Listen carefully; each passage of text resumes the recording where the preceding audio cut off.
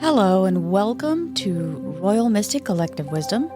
I'm your host, Royal Mystic, and we're here to discuss the crown chakra. We've done a whole series of all the chakras within the body.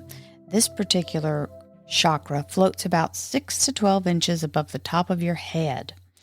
It's a beautiful energy, and this is where I call it the gateway of communication or connection to divine, because this is where you enter through in a meditative state, or sometimes if you're a person who is easily connecting to source, if you're a psychic or you work in that energy, it can be something that you stay very much close to the energy of connecting and being able to do it in a pretty short fashion, not having to really go through a bunch of extravagant means. Once you get used to doing it, it's just like anything else. It becomes more embedded and intertwined in your energy and in your cellular ability. So we have the age of activation between 43 and 49 years old. And that's the golden age that comes in for a lot of historically organized religions, and some not so much. This is why it's the elders' wisdom, right? So the element of this is the divine consciousness. It is the source, the all, the connection to the great AKASHIK record. The color for your crown chakra can be violet or white, hence the white light. Being connected to source is the energy of light. Either color is suitable for what you're using for this particular visualization or anything that you would use the color for. It controls your connection to the higher source. So if you're blocked, it's a very, very severe reduction in the amount of information you're able to receive. It's connected to the all, to the source, to the cosmos, to information that you wouldn't normally have access to. And it comes through in divine dreams and all of a sudden downloads. These are common things that happen with people who have a crown chakra that's wide open and not blocked. It is also the energy of realizing that this particular chakra is the only one that is really most thought of as outside the body. Now, there are other hands and feet chakras, but these are more projected into rather than being an individual chakra. These are the main chakras, from the crown chakra to the root chakra. Those are the 7 chakras that are the main focus in any kind of meditation or yoga energy. So the mantra for this one, my favorite mantra for this one is, I am filled with love and light. When your crown chakra is healthy and balanced, you have feelings of being in your purpose, on your path, acting in your spiritual wisdom, allowing new understanding of your spiritual journey. So you're very flexible and able to really receive different ideas and different understanding. It also allows you to balance your connection to others who are like-minded in that spiritual energy. So you feel very natural around other people like that. Now, if it's blocked, you become very myopic, very stubborn about that myopia, and very pessimistic, have difficulty in connecting. You feel very alone. You have an enormous or extraordinary fear of death. You could have feelings of rejecting any spiritual information. So when someone tries to talk to you about it, you immediately change the subject or just completely out and out say, don't talk to me about that. I don't talk about that. And the inability to really listen and learn from others what their experiences might be. So the physical effect of this ends up causing mental distress. You feel very distracted. You would have severe depression. loss of creative flow and just general malaise, not feeling like, like there is no purpose to life. What are we all here for? I don't know about you guys, but I can identify a few people by these characteristics. And, it might help us to think of them as having a blocked crown chakra than the other word I use that's pretty negative. So, it starts with A and ends with whole. So, so we might have to be more spiritual about that, to look at it as though, they've got their crown chakra blocked, and they won't even know what you're talking about. So that's even better. So crystals that assist you in opening this energy.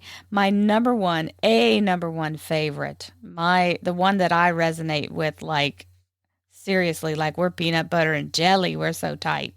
Selenite. Selenite is amazing for pulling in the light, connecting you to light, and it is all about that purity of the energy, because selenite is a very sensitive energy. And remember, I have to emphasize as well, you cannot get it wet. It will dissolve. Diamonds are also connected to the ground chakra, as well as Herkimer diamonds. Herkimer diamonds are more affordable because they're actually crystals that are mined in Herkimer, New York. As well, at least that's where they were named from. They may be mined in other places, but they're all called Herkimers. And Moonstone, that's a beautiful stone as well. It's not super pricey. Clear quartz, you can find at any reputable store. Any place calling themselves spiritual should have clear quartz. And then last but certainly not least, purple fluorite. Fluorite is a wonderful cleansing, clearing energy, and the purple fluorite is beautiful as well. The food that helps to reset your crown chakra is garlic, ginger, broccoli, potatoes, high alkaline foods, or high alkaline water. So the alkalinity helps to clear and break down the calcification that has blocked your pineal gland. So it helps that energy.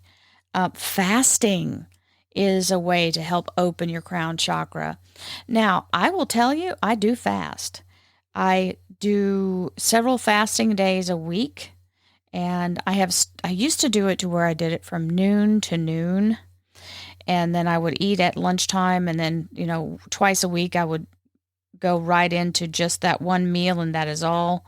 But I have now come to starting to do it from trying to make it all the way to at least 2:00. But it's all a personal experience, your own thing. Fasting does not mean you have to go days on end, by the way. It is more helpful if you can just do 24 hours. And even if you can't do 24 hours, if you're fasting 18 hours a day and you only give yourself 6 hours for food, they do it like that. People do it in increments of fasting until, they only have like 4 hours of a food window. Well, that does two wonderful things. One is it keeps you from eating constantly throughout the day. It'll stop the stress eating and all of that. And it clears your mind. It allows you to get I don't know why it does, but it does. And I feel like that's part of what's happening when that crown chakra is being affected.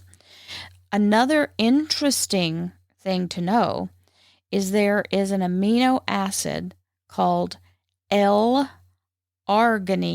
Arginine. It is found in foods such as fish, nuts, beans. It helps the high blood pressure, and it helps the pituitary gland. It heals it. So you can find this in the supplement section of any place where you would buy vitamin E or anything else. So it is an amino acid, so it's not something that's dangerous to you. Of course, as I always say, listen to your healthcare professional. I am not a doctor, nor do I claim to be. This is just information. We have essential oils. Essential oils help with your sense of, this. I don't know about you, but when I smell an essential oil, like lavender is one of my all-time favorites. And it is my go-to for just about everything. That and clary sage. Lavender seems to be the widest range of all the chakras here because it's here. Lavender, frankincense, myrrh, jasmine. Now here's one I recently found last year. It's called Vetiver. Vetiver. It smells like grass or hay, but it has this amazing thing that happens when I'm inhaling it or when I put it on my skin. It's very comforting. It helps to bring down anxiety. People use it for an anti-anxiety aid. You've also got rose and sandalwood. So there are several of these oils you've heard me mention previously for other chakras. So it's a really good inventory item to have so that you can help yourself in many ways, more than just one thing. It's one of those many birds with one stone. So let's talk about some affirmations. Affirmations are things that I like to say, you beat them like a drum. It's like a broken record. You have to just play them in your mind. And the reason you're playing them in your mind, if I haven't stated this before, let me make it clear why it works for me. When I'm busy doing an affirmation, my mind is not in a negative place. It's focusing on what I'm directing it to. So, my very first thing that I sit down when I'm doing readings or about to record the monthlies for the YouTube channel is I am divine. Not that I'm a version of divine or I am connected to divine. I am divine. It is so important for you to realize that you are source in a human body. And you're experiencing this from this perspective, from this pinpoint of a location and this pinpoint of time and space.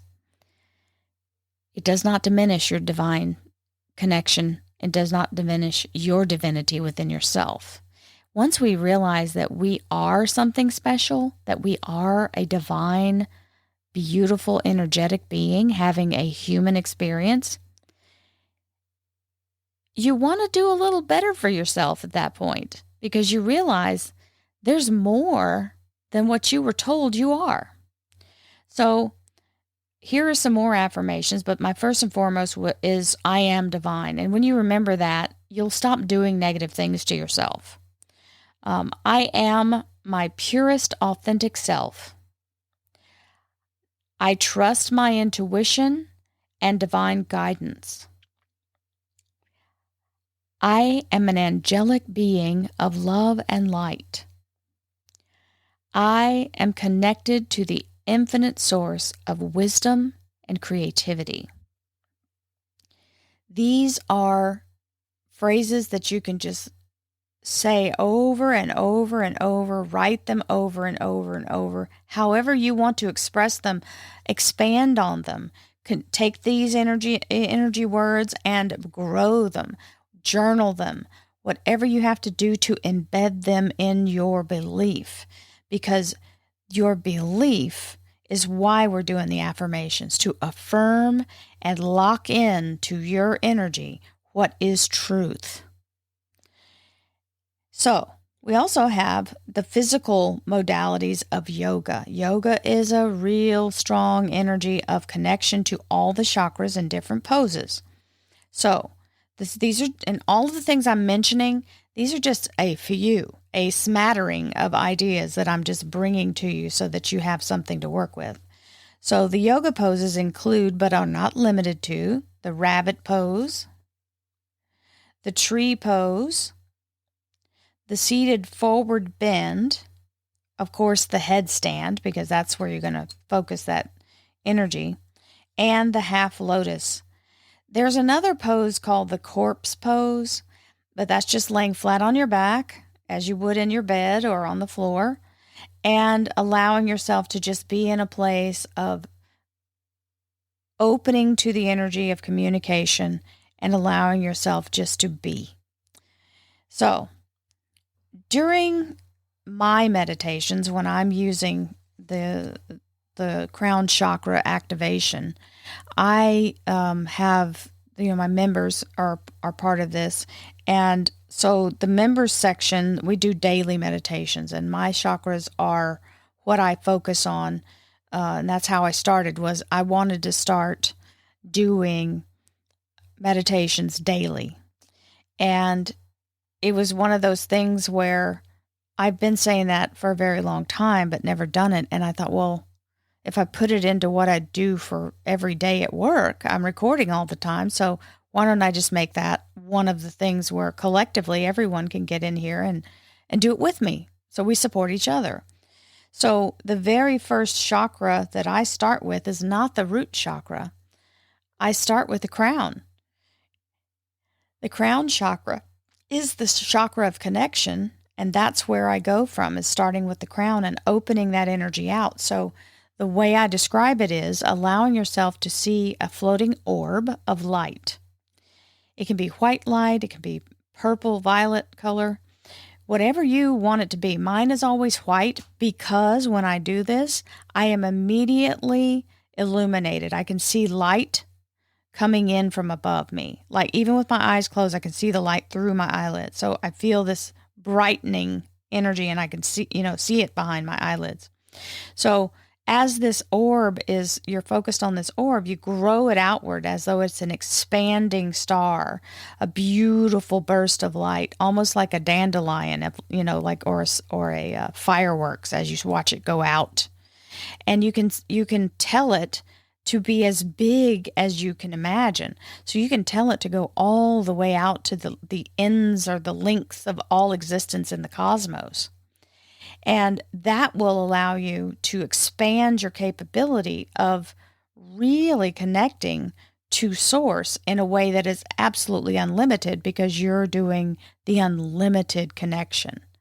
So as you do it, you allow yourself to really surrender to this massive, and it kind of gives you a perspective of, I'm really just a dot in this universe. This physical body is just a dot. My real energy is this big giant thing that I'm able to really open into all existence.